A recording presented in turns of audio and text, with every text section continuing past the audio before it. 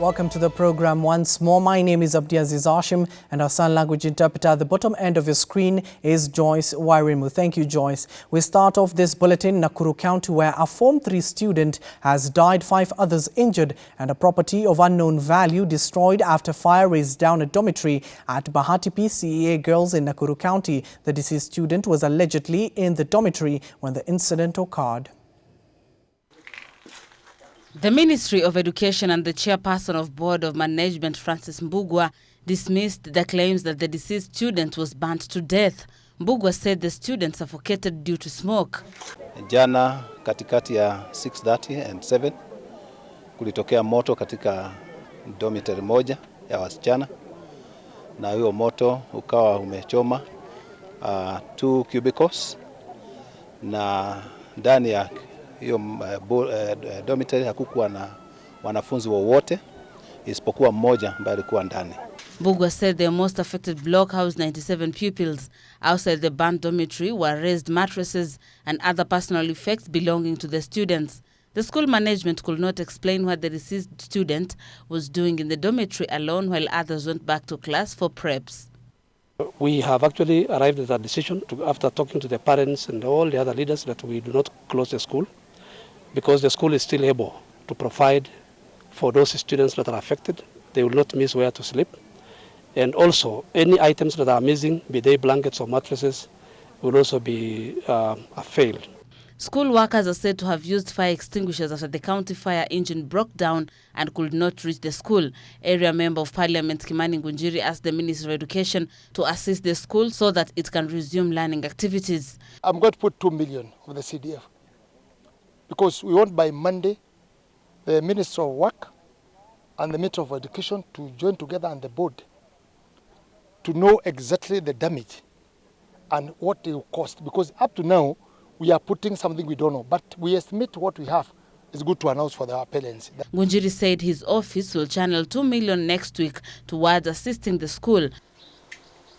Ngunjiri added that he will seek assistance to have the school supplied with mattresses and other lost property belonging to the students. Busara Naman for Ebru TV. Our heartfelt condolences goes out to the family of that particular student. Now let's come back in Nairobi County where police in Nairobi are holding 5 terror suspects who were allegedly arrested while planning a terror attack yesterday along Kiambu Road. According to officers, the suspect, who include 2 Kenyans, 2 Somali nationals, a US citizen, was surveying a famous pub before they were arrested and booked at Runda police station.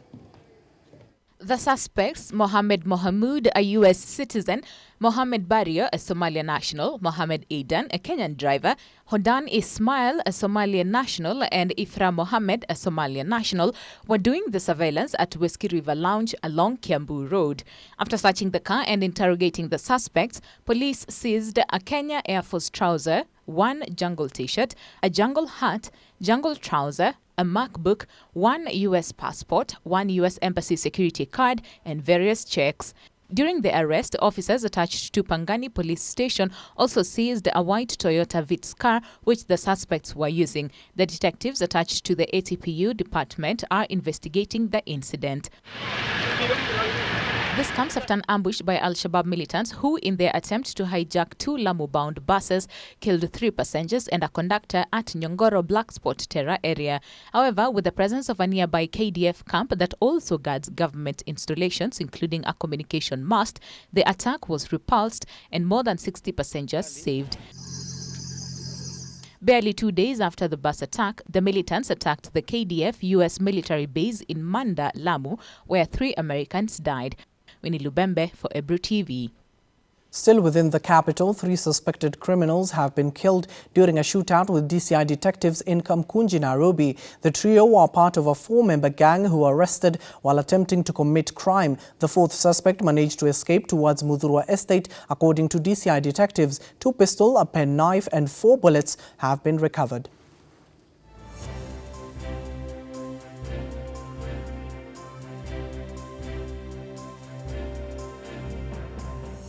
A section of students from University of Nairobi are backing Education CS George Magoha decision to revoke the appointment of Stephen Kiyama as the new Vice-Chancellor of University of Nairobi. Instead, the students have shown full support for Professor Isaac Mbeche, who is now the VC in an acting capacity. However, embattled VC Stephen Kiyama insists that he is in charge despite the revocation. We herefore in this accord do strengthen and also recognize the appointment of one Professor Isaac Meroka Mbeche as the acting Vice-Chancellor at the University of Nairobi. Comrades, power! Power! Comrades, power! Power! We want to warn these caricatures of archetypal wise men, comrades, power! Power! Who are out to masquerade in that position. Comrades, power! Power! And in this ocean and in this accordance, we want to say that as comrades, we are fully behind one Professor Isaac Mbeche, and from here today, we want to assure students that there is no mercy in the University of Nairobi and there is nothing that is going to happen. In case anyone tries to bring commotions in the university, we will suspend peace. Kuarifu wazazi ama taifa zima kwamba kama wako na tashwishi yoyote ya kuwaleta wanafunzi wao tarehe 20 huu mwezi, wasikuwe na wasiwasi. Wanafunzi waje, chuo kikuu kinaendelea kama kawaida. Zile vitu zingine zinafanyika kwa mitandao ya kijamii ni mambo ambayo yanafanywa na watu wachache ambao wanataka kufanya chuo kikuu cha Nairobi kionekane kama mahali ambapo hakuna mwelekeo mzuri. And we are looking forward to have a Vice Chancellor whom the PSC will find worth to lead the University of Nairobi, which is the best university south of Sahara and the best university in Africa and north of Idi Amin's Dada's grave. So we want to call upon you to maintain peace. The PSC is going to finish their role. It's going to give us the good Vice-Chancellor who will be good for the students and good for the university as well to maintain our integrity as a world-class university. Everything is procedural. Prepare our students, ask them to come on Monday and be admitted in the University of Nairobi. Everything is well taken care of and they are ready to be received in the University of Nairobi. First of all, I want to state categorically that we won't allow jokers to masquerade in that position. I also want to assure the nation that the university is very calm. We are just waiting for directions from the CS. The National Civil Society Congress has said that the BBI consultative meeting has been hijacked by political figures. Rather, the society maintains that there are important alternative and a structured way of sensitizing the public in regards to the BBI report. Ongoings regarding the BBI activities, the meetings that are going on, the kind of fracas that we saw yesterday in Mumias. And so our message today is that the BBI proponents and opponents must stop talking down to Kenyans. And we note as follows, that going by the events that culminated in the Buhungu Stadium meeting stroke rally yesterday, it seems as if the BBI, there's a lot at stake here, and there's a lot of interest that are informing the BBI process. And the proponents seem to be fully committed to passing the amendments that will be proposed through a referendum bill. Our concern is that whereas it is okay for the proponents to have their meetings and rallies and engage with citizens, it seems as if the opponents, the other side, is being denied an opportunity to also sell their agenda to citizens, and hence the kind of fracas that was witnessed yesterday. Before BBI came and Puguza Mzigo came to the scene, you are aware that all citizens in this, in fact Wanjiko herself, was very much concerned about overrepresentation. People wanted the number of MPs to be reduced, number of MCAs to be reduced. Some also are questioning whether we should have Senate or we should do away with it. Some are also questioning whether we should continue with these women-led positions. And that was the voice of Wanjiko, and it was always in the newspapers. But now you can see that it has not been addressed in the BBI. To Kakamega County now, where a section of Western leaders have raised mixed reactions over the just concluded Kakamega County Consultative BBI meeting organized by Kotu boss Francis Atwoli and presided over by Opposition Chief Raila Amolo Odinga. Former Kakamega Senator Boni Khalwale faulted ANC party boss Musalia Mudavadi and his Ford Kenya counterpart Moses Wetangula for attending the Buhungu meeting, saying they betrayed Western people. However, some of the ANC and Ford Kenya members defended the leaders, saying it was the only way of standing by the Western people. Our reporter Jeff Khaemba attended the media briefings in Kakamega County and files the following. Just a day after the Buhungu Stadium in Kakamega County BBI meeting, presided over by the opposition chief Raila Odinga, a section of the Western leaders have begun poking holes at the meeting. Former Kakamega Senator Boni Khalwale, in a media briefing, now wants the Western governors to explain how millions of the public money was used in a one-day event. Pesa yenye ilitumika jana, tumeambiwa kwamba gavana wa Trans Nzoia alitoa milioni 15. Tukaambiwa kwamba gavana ya Vihiga alitoa milioni 15. Gavana wa Bungoma akatoa milioni 30. Gavana wa Busia akatoa milioni 30. Na gavana wa Kakamega alitoa milioni 100. Tunataka watuambie ilikuwa budget line gani yenye walitumia kutoa hiyo pesa. Lakini Mumias huwezi uenda kapo watu wawili, sikia Khalwale na wale wengine watu watatu. Ati mnasema mtaka revive ni Mumias, na hiyo ni kitu ambayo imekuwa collapse hawa wakiwa kwa serikali hiyo tu. The Kakamega event was attended by the ANC party boss Musalia Mudavadi and his Ford Kenya counterpart Moses Wetangula, even after indicating that they won't attend the purported ODM rally. Their dramatic entry at the Buhungu Stadium, together with the Jubilee members of Parliament Emmanuel Wangwe and Benjamin Washali, according to Khalwale, was a big letdown. Nimesema kwamba waombe msamaha kwa kudanganya watu wetu kwamba watakuwa Mumias na wao hawakutokezea. Wakapigiwa simu na tunasikia walipigiwa na Uhuru. Tulikuwa tunafikiri ni simu ya Nigeria. Kumbe ilikuwa tu simu ya hapa State House, ama Uhuru alikuwa amesafiri. Mwenye anataka Mudavadi na Wetangula aisha kisiasa na huyo Dr. Khalwale. Tukose apeleki yao kwa barabara mzuri. Barabara ya Buhungu ndio barabara mzuri ya kwenda Kanani. Na mahali Raila yuko, na Mheshimiwa Rais yuko, na Atwoli yuko, ambaye ni msee ambaye sisi tunaheshimu Western Province. A section of the Ford Kenya and the NC party officials joined Boni Khalwale of the Jubilee Party by slamming the Kotu boss Francis Atwoli-led BBI meeting, where he took time castigating Musalia Mudavadi and Wetangula of being a big letdown to the Mulembe nation. Popularity is only Musalia Mudavadi and Wetangula.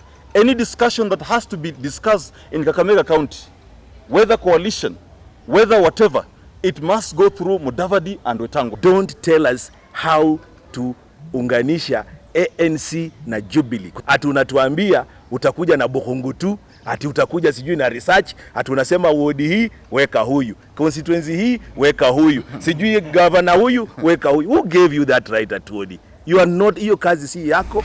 Francis Atwoli in his remarks hinted of organizing another mega meeting at the same venue to give direction to the Western people, the remarks that has angered his rivals. This unity that you hear people talking about, it's just about the leadership.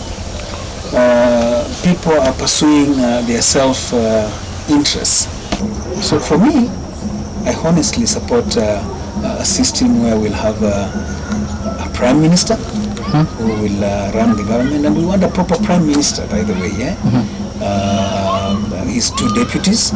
We want a president with his roles defined, and his deputy. We support BBI that you released in Bomas of Kenya. It is now a do-or-die political situation in Kenya, as each political contender marshals his troops ahead of the 2022 polls, with each political contender now marshalling his troops ahead of the 2022 polls. After touring Kisii and Kakamega County, the BBA political team will now be touring Mombasa County, the home turf of Governor Hassan Joho, where the team will be drumming up support for the BBA report on whether we shall be having a referendum or not. Reporting for Ebru TV, I'm Jeff Khaemba. Jeff Khaemba, thank you for that report and covering the whole meeting.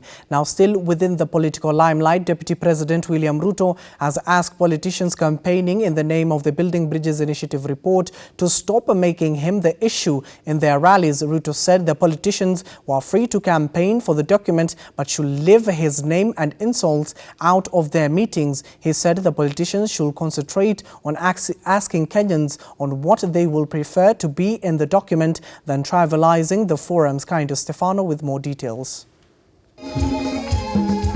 Referring to yesterday's BBI meeting in Kakamega County, Deputy President William Ruto has urged politicians from all political divide to avoid using words that might polarize the country. Ruto spoke while attending a church service in Machakos County. I saw yesterday in Kakamega the insults formed half of the meeting. There was less mention of BBI than mention of Ruto and his home in Sugoi. Mwala Member of Parliament Vincent Musyoka called upon ODM leader Raila Odinga to start building bridges politically, and he should start doing that by reconciling with Kalonzo Musyoka. Why I think there is a bit of hypocrisy is bridges must start right from where they were born. The first bridge that I expected Raila Amolo Odinga, so that he can convince us he wants to assist our president to unite 50 million Kenyans, he should have started by showing unity between himself and Kalonzo. But he destroyed that marriage. He did not want to unite himself with Kalonzo. Kikuyu Member of Parliament Kimani Ichung'wah said the only way to end violence in the country every electioneering period is when leaders will stop political conmanship. We have encouraged dishonesty in leadership. We have encouraged the politics of deceit and hypocrisy over the years. We have normalized it. Imekuwa ni kama kitu ya kawaida. Utapeli Kalonzo leo, kesho utapeli Mudavadi, kesho kutwa utapeli Ruto, kesho kutwa utapeli Nimrod, na maisha iendelee kama ni kawaida. If we end the politics of dishonesty, the politics of deceit and hypocrisy in leadership, we will cure the problems that we have in this country. Dr. Ruto urged the task force to come up with countrywide program that would accommodate the views of every Kenyan. He urged leaders from across the political divide to respect those with divergent views and give them space to freely express themselves. I want to tell those friends of mine, there is no need to hurry. I will need people to campaign for me later. Let us finish with BBI. Kwa sababu wengi walienda huko sijui wananifanyia campaign, kwa sababu nilikuwa nasikia wanasema Ruto sugoi sijui Ruto sijui. Wangoje kwanza, kama wanataka kunifanyia campaign wangoje. Tufanye kwanza hii BBI. The Deputy President spoke on Sunday during a prayer service at Kiumbi Catholic Church in Manzoni, Machakos County. He was accompanied by MP Victor Munyaka of Machakos Town, Vincent Musyoka of Mwala, Fabian Muli of Kangundo, Kimani Ichung'wah of Kikuyu, and Nimrod Mbai of Kitui East. Reporting for Ebru TV, I'm Kaindo Stefano. Let's come back to the capital, where a showdown looms at the helm of the Council of Governors as county heads are set to vote their next Council of Governor on Monday. The prominent seat has been touted to be pitting Deputy President William Ruto against ODM leader Raila Amolo Odinga. The county heads are once again going to the ballot on Monday to elect their chair of the Council of Governors and his deputy. The current chair is Kakamega Governor Wycliffe Oparanya, who took over from Turkana Governor Josephat Nanok.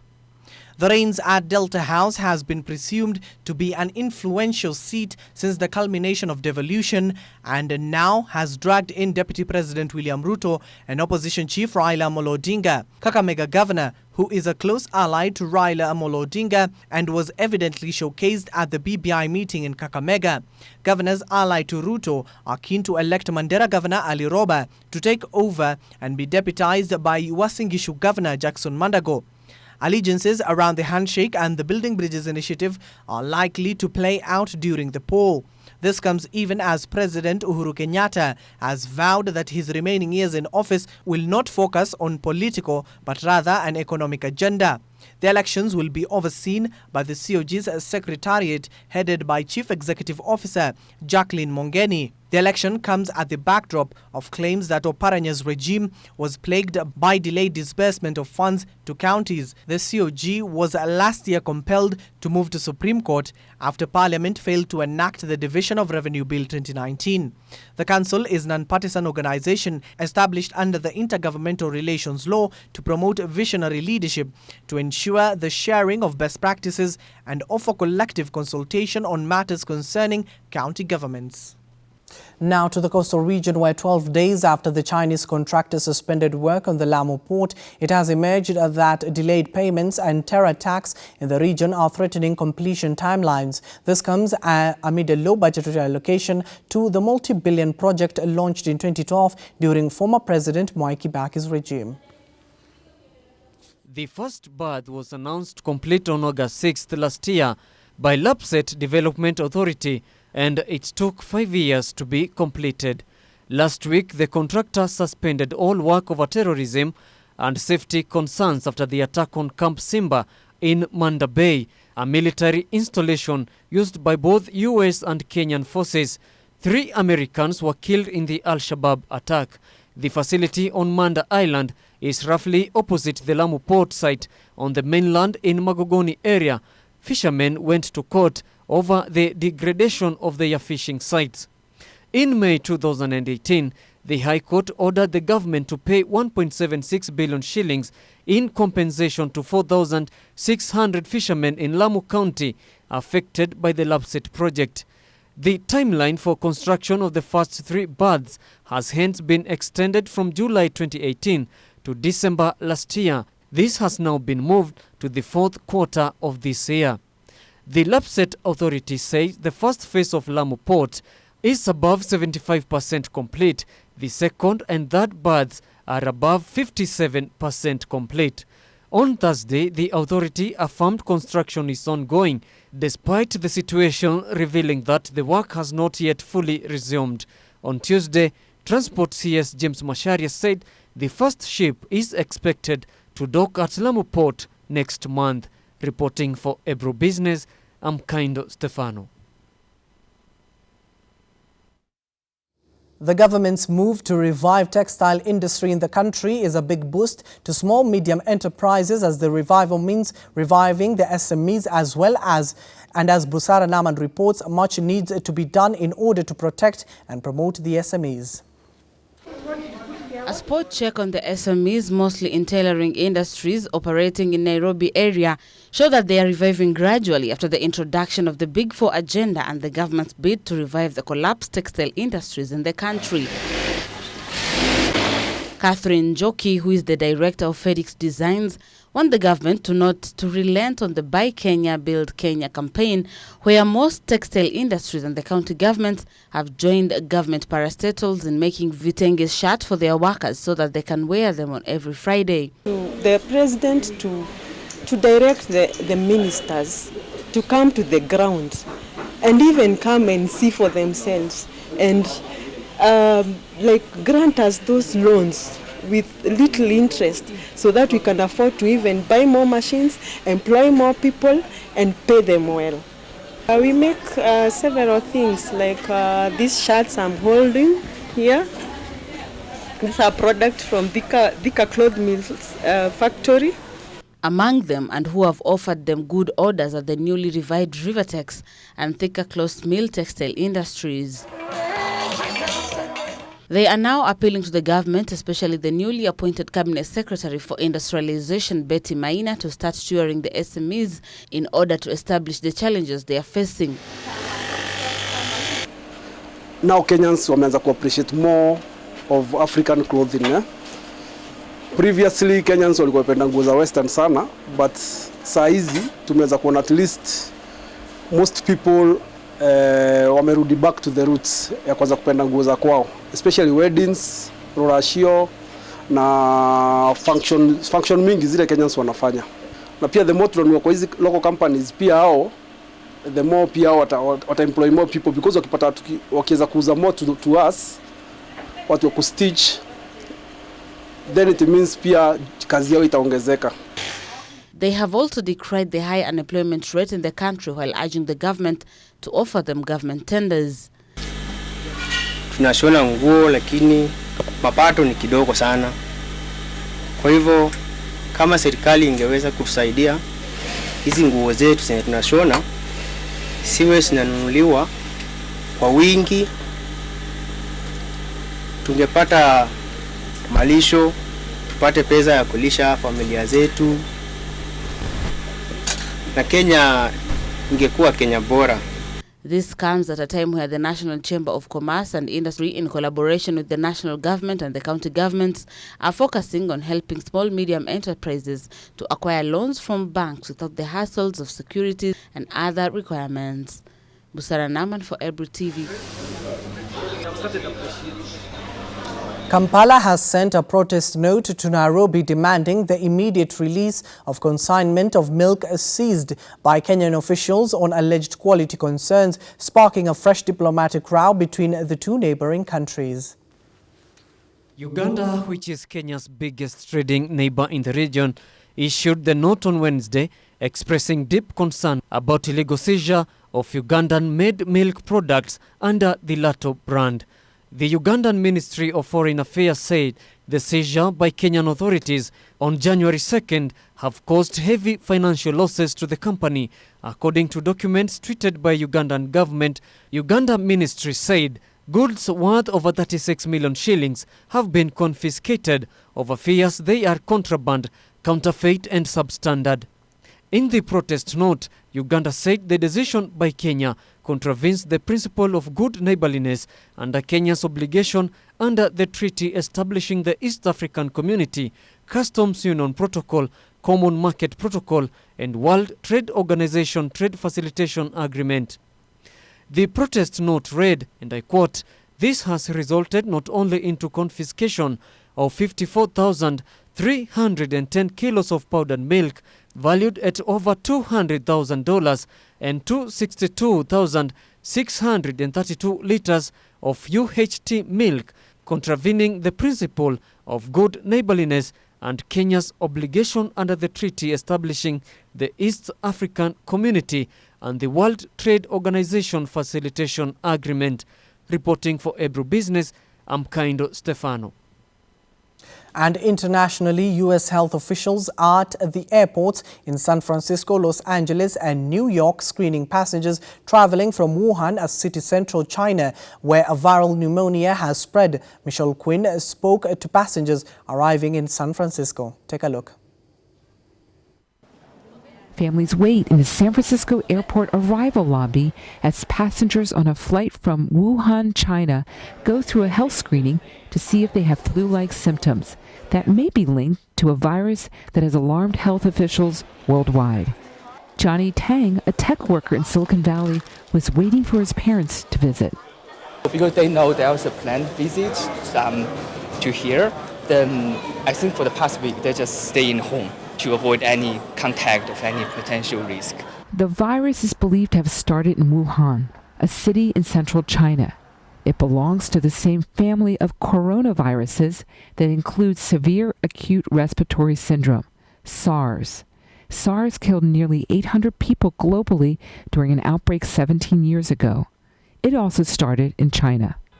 Adding to health officials' concerns is that many of the 1.4 billion people of China are expected to travel abroad during the Lunar New Year holiday that starts this week. There have been 45 cases in Wuhan, as well as one person with the virus in Japan and 2 in Thailand. At New York's John F. Kennedy International Airport, one man in transit with his wife and children said the health screening was a simple process. 15 minutes?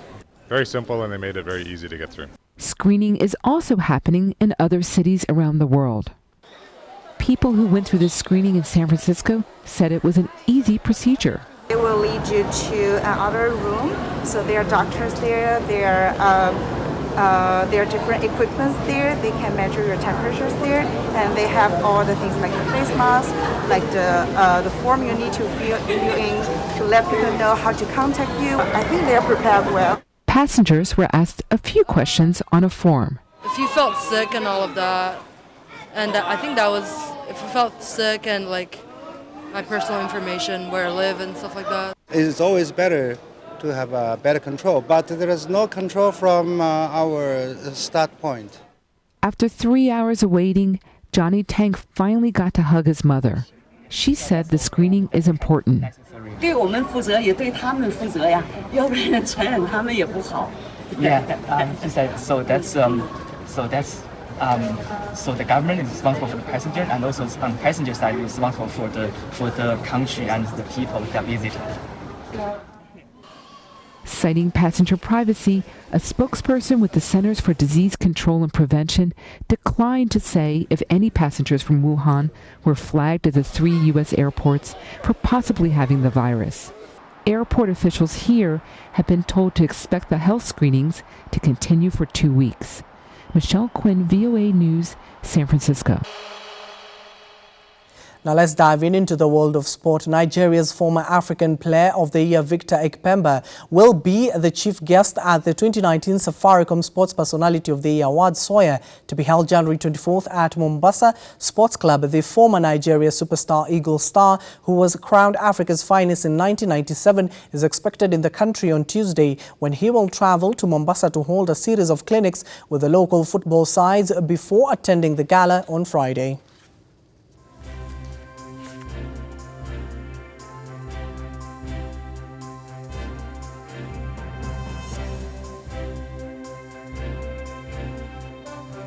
Elsewhere, FKF Betway Cup action resumed today with Zitek Titans among clubs that are through to the round of 32. Zitek beat Uprising 2-0 at the Ruaraka grounds. Stephen Doyak from Zitek opened the score sheet with a late goal at the 45th minute. In the second half, Austin Ochieng bagged another goal at the 56th minute, closing the game at 2-0. Balaji also secured their spot in the round 32 matches after beating Equity in another match played at the same venue. Calvin Abungo and Lewis Wanami were on target for Balaji, with Alvin Wafula's goal for Equity in the 78th minute turning out to be a mere consolation.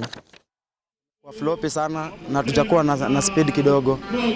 Tumepata 4 clear chances na zote keeper amepiga save 1-on-1. So inaonyesha tunabidi to build sana on functional training ya attack kwe. Any chance tunapata inakuwa clinical. Game ya leo imekuwa sawa. Ukijaribu kuangalia vijana game za aina hizi na kuanga ngumu sana. At least nikiangalia game ya Uprising hapo katikati vijana walikuwa wanakimbia sana, but vile tumerudi second half at least tumejaribu kutulia na binu zangu zote zimewaka vile nilikuwa nataka. And finally, Liverpool have won their match against Manchester United, beating them 2-0, courtesy of Van Dijk and Mohamed Salah, that leaving Liverpool at the top of the table with 64 points and Manchester United at the 5th position with 34 points. My name is Abdiaziz Hashim. That is where we leave our bulletin this evening. Our sign language interpreter at the bottom end of your screen has been Joyce Wairimu. And thank you to the team that has made this production very nice. And of course, do join us tomorrow in our subsequent bulletins, and we do leave you with a weather forecast.